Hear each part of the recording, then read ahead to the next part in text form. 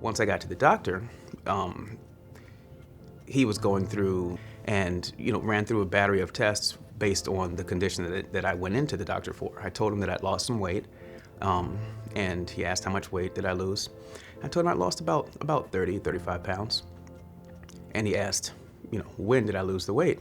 And I took out a picture that I had, and he looked at the picture and he said, "Who is that?" I said, "That's me." And then he said, "When was that?" I said, "This is how I looked 30 days ago."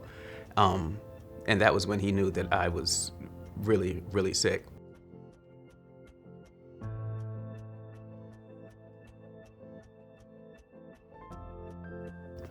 And while I was laying there on the stretcher, I laughed as best that I could and told them that nobody gets tuberculosis. And they said, "Well, we think you have it."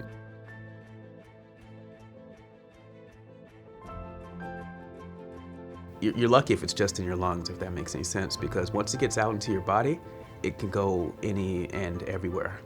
It was a relief to find out that all this stuff was happening because of one thing. And while they were addressing that one thing, I remember being very desperate and angry while in the hospital because I had all of these problems that I wanted them all to be fixed. And they all trace back to that one thing that when the doctor, he told me that the worst part is behind me and now I was going to start getting better.